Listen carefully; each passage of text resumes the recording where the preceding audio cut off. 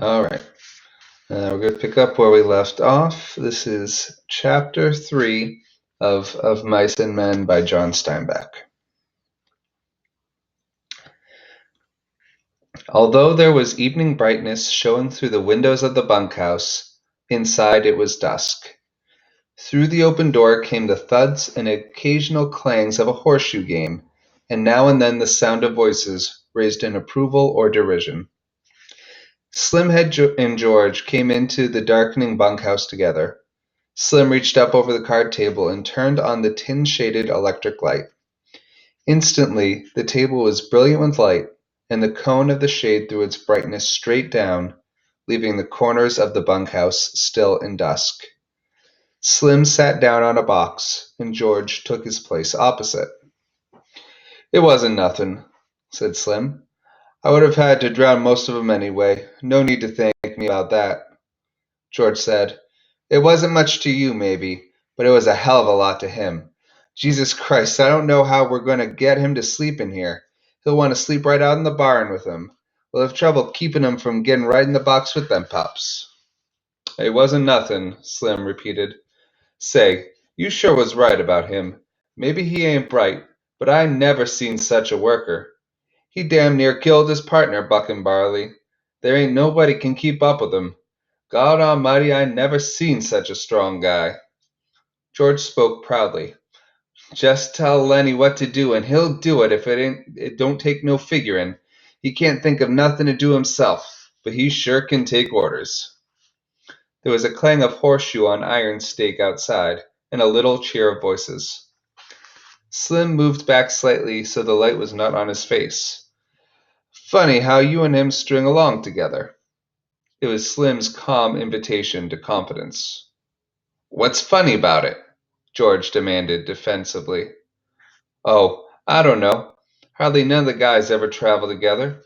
I hardly never seen two guys travel together.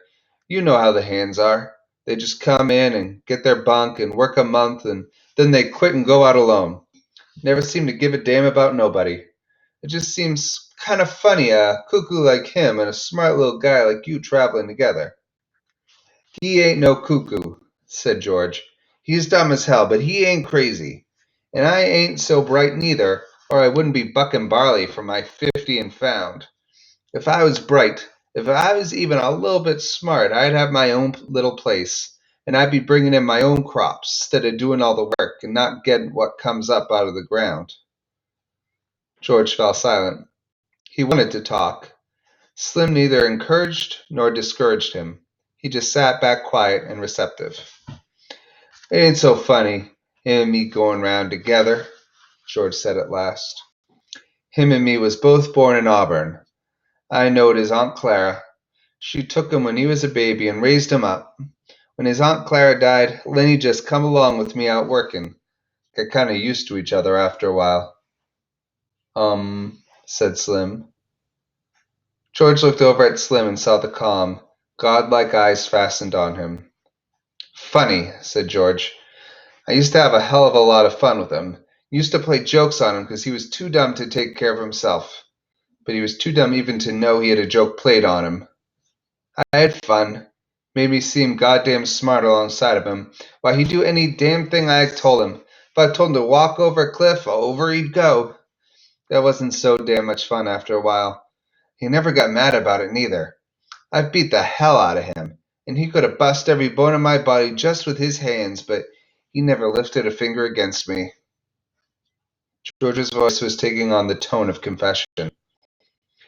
"Tell you what made me stop. One day, a bunch of guys standing around the Sacramento River. I was feeling pretty smart. I turns to Lenny and says, 'Jump in.' And he jumps. Couldn't swim a stroke. He damn near drowned before we could get him out. And he was so damn nice to me for pulling him out. Clean forgot I told him to jump in. Well, I ain't done nothing like that no more." "He's a nice fella," said Slim. "Guy don't need no sense to be a nice fella. Seems to me sometimes it just works the other way around. Take a real smart guy and he ain't ever hardly a nice fella." George stacked the scattered cards and began to lay out his solitaire hand. The shoes thudded on the ground outside. At the windows, The light of the evening still made the windows squares bright. "I ain't got no people," George said. "I seen the guys that go around on the ranches alone. That ain't no good. They don't have no fun. After a long time, they get mean. They get wanting to fight all the time." "Yeah, they get mean," Slim agreed.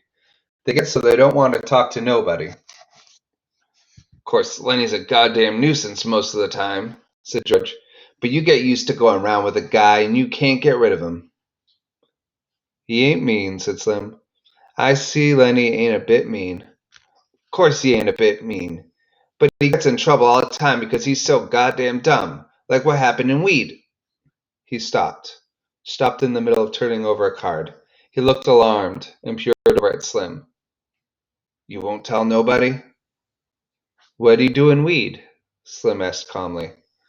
"You wouldn't tell?" "No, course you wouldn't."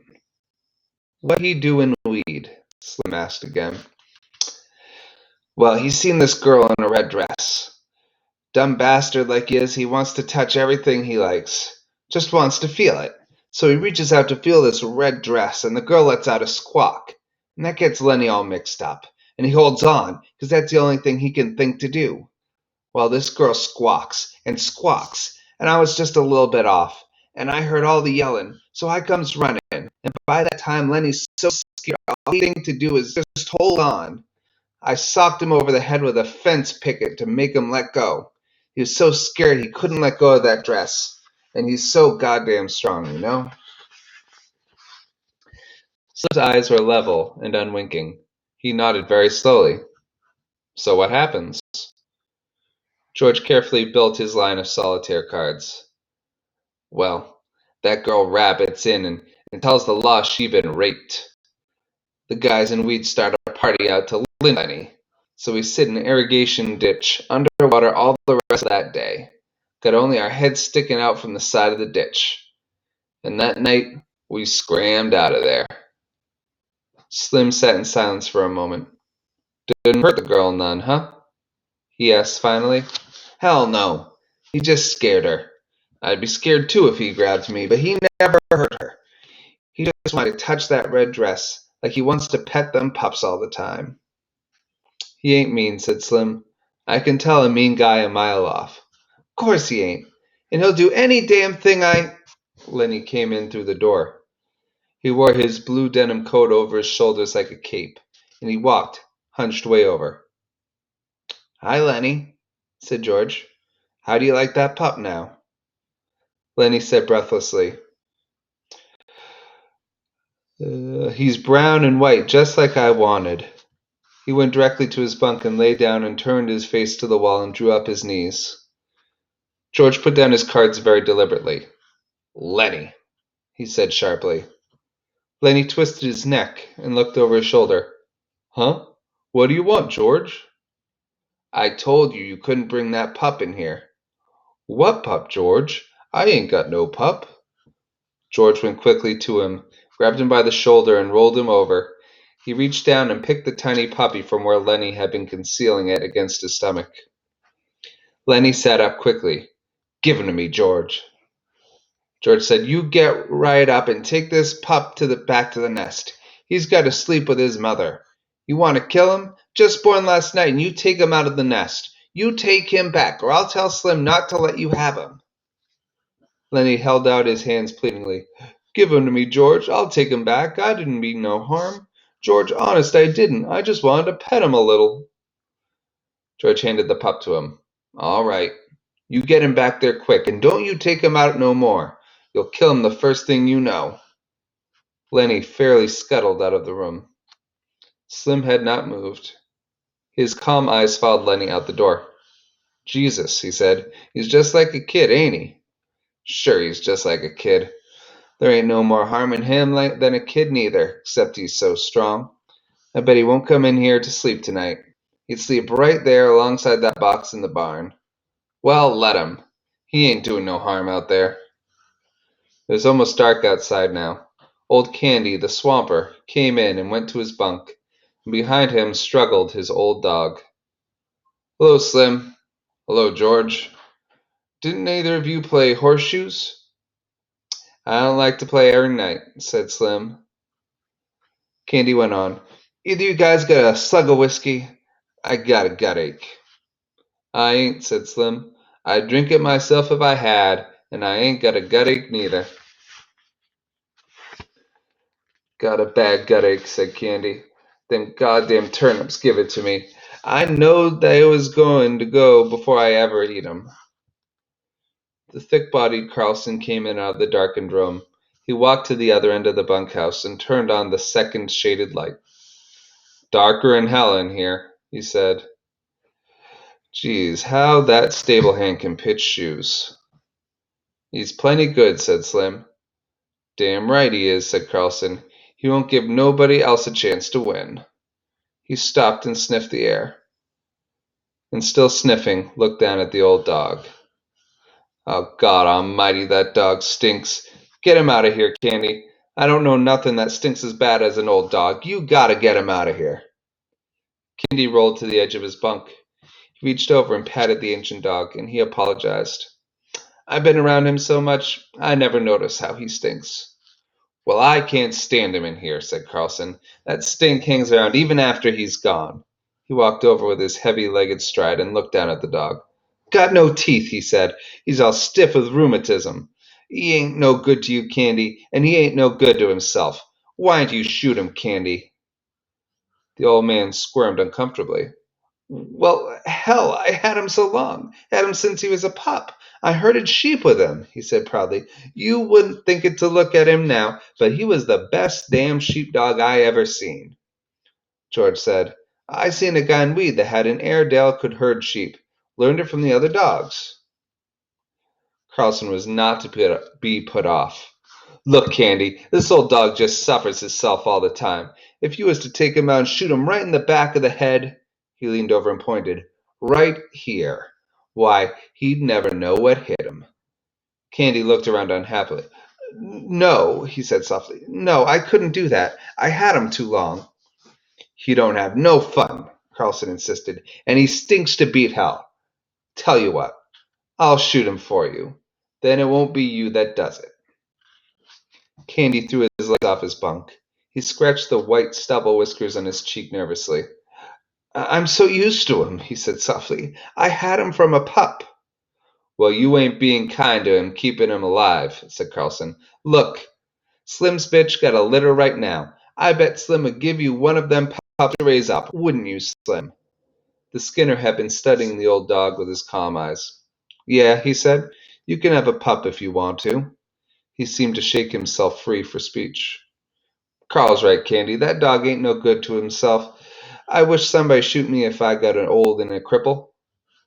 Candy looked helplessly at him, for Slim's opinions were law. Maybe it hurt him, he suggested. I don't mind taking care of him. Carlson said, the way I'd shoot him, he wouldn't feel nothing. I'd put the gun right there. He pointed with his toe. Right back of the head. He wouldn't even quiver. Candy looked for help from face to face. It was quite dark outside now. A young laboring man came in. His sloping shoulders were bent forward, and he walked heavily on his heels, as though he carried the invisible grain bag. He went to his desk, and he put his hat on the shelf. Then he picked a pulp magazine from his shelf and brought it to the light over the table. Did I show you this, Slim? He asked. Show me what? The young man turned to the back of the magazine, put it down on the table, and pointed with his finger. Right there. Read that. Slim bent over it. Go on, said the old man. Read it out loud. Dear Editor, Slim read slowly, I read your mag for 6 years, and I think it is the best on the market. I like stories by Peter Rand. I think he is a wing-madig. Give us more like the Dark Rider. I don't write many letters. Just thought I would tell you I think your mag is the best dime's worth I ever sent. Slim looked up questioningly. What you want me to read that for? Whit said, Go on, read the name at the bottom. Slim read, Yours for Success, William Tenner. He looked up at Whit again. What you want me to read that for? Whit closed the magazine impressively. Don't you remember Bill Tenner? Worked here about 3 months ago. Slim thought. Little guy, he asked. Drove a cultivator? That's him, Whit cried. That's the guy. You think he's the guy who wrote this letter? I know it. Bill and me was in here one day. Bill had one of them books that just come. He's looking in it and he says, I wrote a letter. Wonder if they put it in the book. But it wasn't there. Bill says, maybe they're saving it for later. And that's exactly what they done. There it is. Guess you're right, said Slim. Got it right in the book. George held out his hand for the magazine. Let's look at it. Whit found the place again, but he did not surrender his hold on it. He pointed out the letter with his forefinger, and then he went to his box shelf and laid the magazine carefully in. I wonder if Bill's seen it, he said. Bill and me worked in that patch of field peas. Run cultivators, both of us. Bill was a hell of a nice fella. During the conversation, Carlson had refused to be drawn in. He continued to look down at the old dog. Candy watched him uneasily. At last Carlson said, If you want me to, I'll put that old devil out of his misery right now and get it over with. Ain't nothing left for him. Can't eat, can't see, can't even walk without hurtin'. Candy said hopefully, You ain't got no gun. The hell I ain't. Got a Luger. It won't hurt him none at all. Candy said, Maybe tomorrow. Let's wait for tomorrow. I don't see no reason for it, said Carlson. He went to his bunk, pulled his bag from underneath it, and took out a Luger pistol. Let's get it over with, he said. We can't sleep with him stinking around in here. He put the pistol in his hip pocket. Candy looked a long time at Slim to try to find some reversal, and Slim gave him none. At last, Candy said, softly and hopelessly, All right, take him. He did not look down at the dog at all. He lay back on his bunk and crossed his arms behind his head and stared at the ceiling. From his pocket, Carlson took a little leather thong. He stooped over and tied it around the old dog's neck. All the men except Candy watched him. Come on, boy, he said gently, and he said apologetically to Candy, He won't even feel it. Candy did not move nor answer him. He twitched the thong. Come on, boy. The old dog got slowly and stiffly to his feet and followed the gently pulling leash. Slim said, Carlson? Yeah? You know what to do. What you mean, Slim? Take a shovel. Oh, sure, I get you. He led the dog out into the darkness. George followed to the door and shut the door, set the latch gently in its place. Candy lay rigidly on his bed, staring at the ceiling. Slim said loudly, One of my lead mules got a bad hoof. Got to get some tar on it. His voice trailed off. It was silent outside. Carlson's footsteps died away. The silence came into the room, and the silence lasted. George chuckled. I bet Lenny's right out there in the barn with his pup.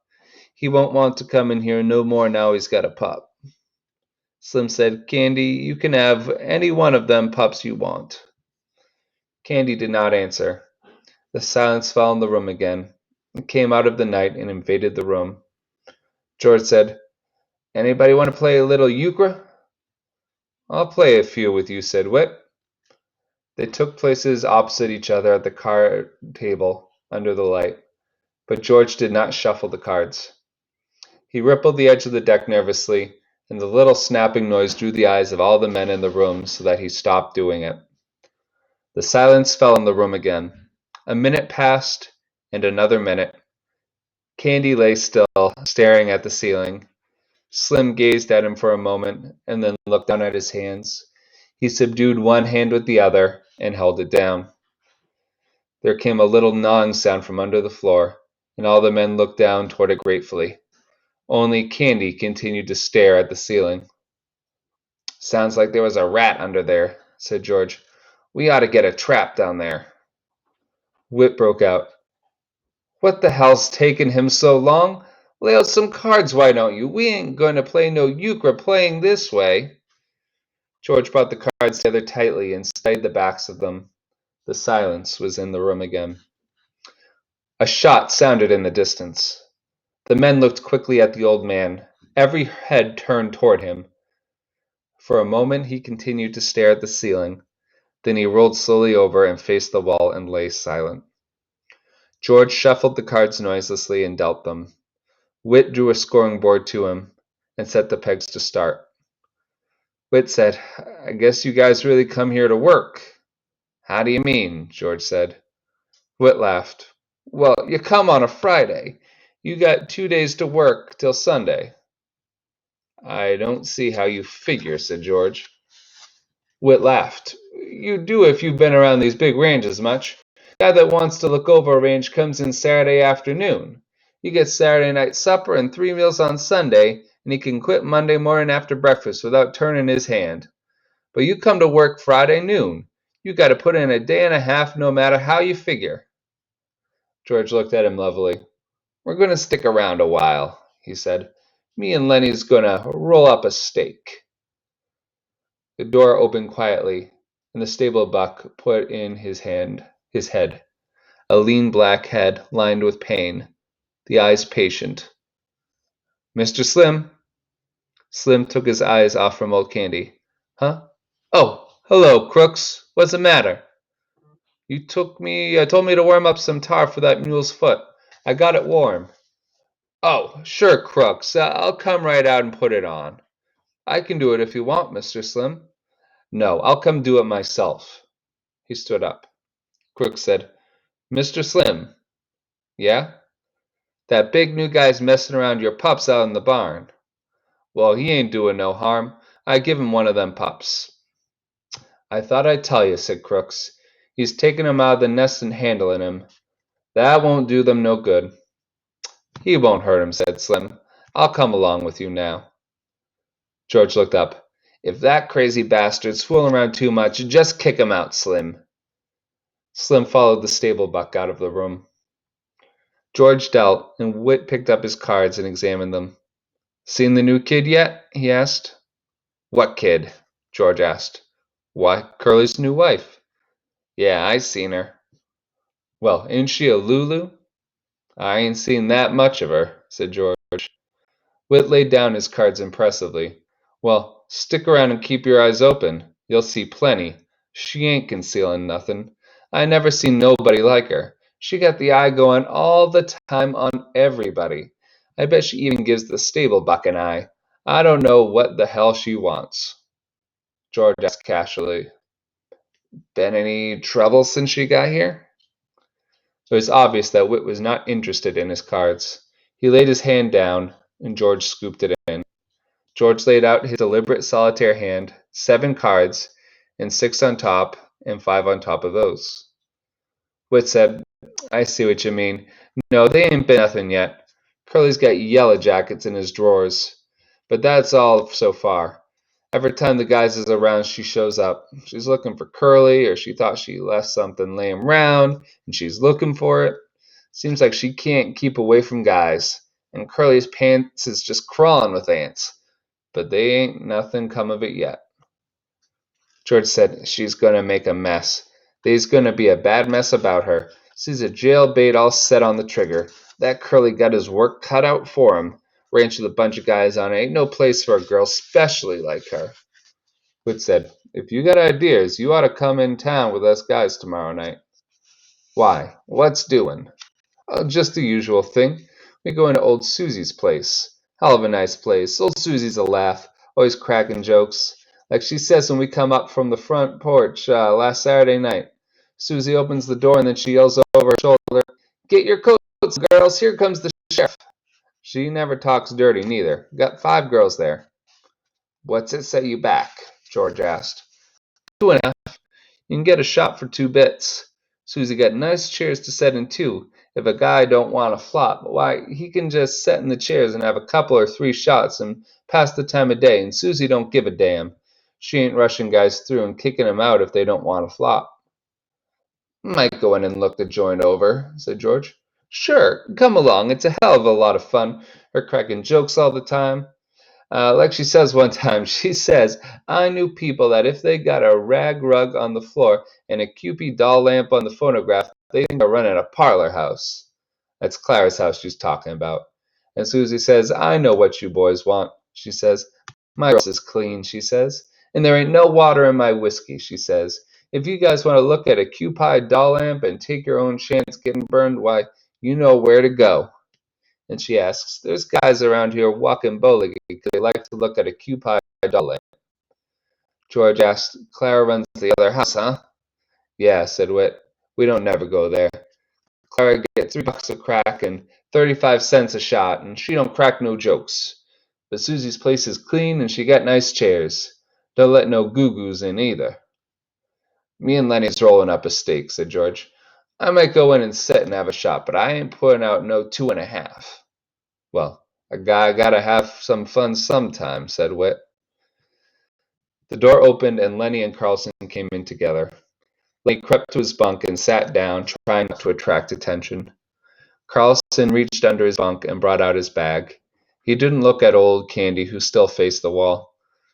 Carlson found a little cleaning rod in the back and a can of oil. He laid them on his bed and brought out the pistol, took out the magazine, and snapped the loaded shell from the chamber. Then he fell to cleaning the barrel with the little rod. When the ejector snapped, Kane turned over and looked for a moment at the gun before he turned back to the wall again.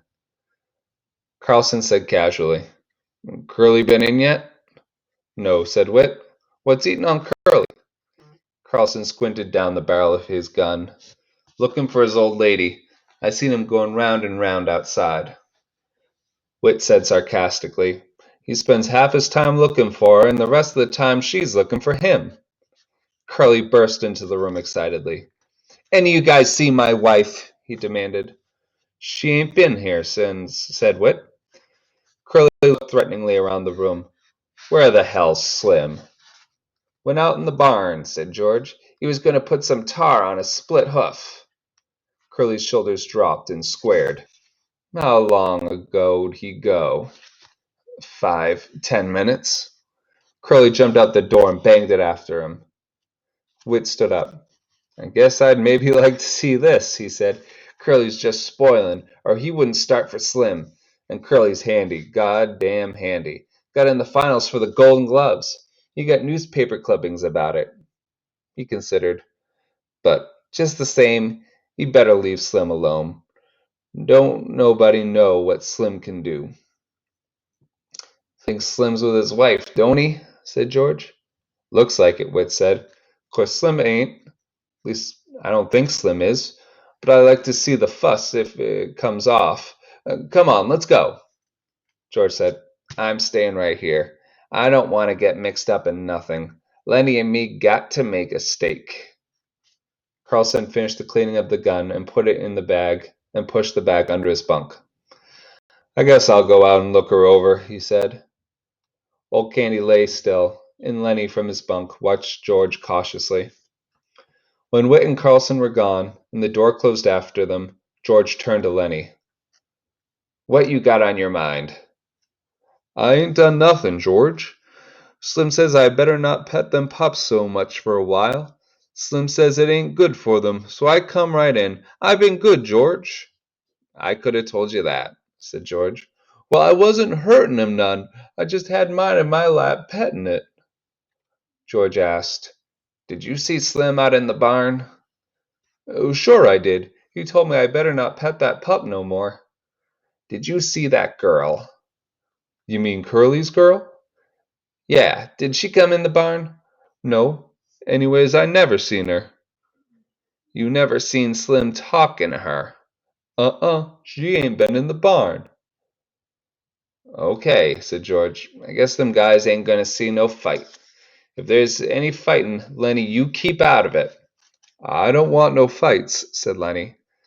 He got up from his bunk and sat down at the table across from George. Almost automatically, George shuffled the cards and laid out his solitaire hand. He used a deliberate, thoughtful slowness. Lenny reached for a face card and studied it, then turned it upside down and studied it. Both ends the same, he said. George, why is it both ends the same? I don't know, said George. That's just the way they make 'em. What was Slim doing in the barn when you seen him? Slim? Sure.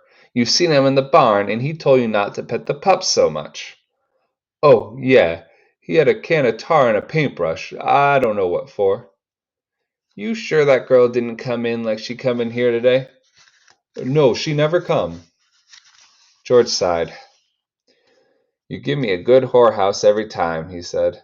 Guy can go in and get drunk and get everything out of his system all at once, and no messes. And he knows how much it's going to set him back. These here jailbaits is just set on the trigger of the hoosegow. Lenny followed his words admiringly and moved his lips a little to keep up. George continued. You remember Andy Cushman, Lenny? Went to grammar school? The one that his old lady used to make hot cakes for the kids? Lenny asked. Yeah, that's the one. You can remember anything if there's anything to eat in it. George looked carefully at the solitaire hand. He put an ace up on his scoring rack and piled a 2, 3, and 4 of diamonds on it. Andy's in San Quentin right now on account of some tart, said George. Lenny drummed on the table with his fingers. George? Huh? George, how long's it going to be till we get that little place and live on the fat of the land and rabbits? I don't know, said George. We got to get a big stake together. I know a little place we can get cheap, but I ain't giving it away. Old Candy turned slowly over. His eyes were wide open. He watched George carefully.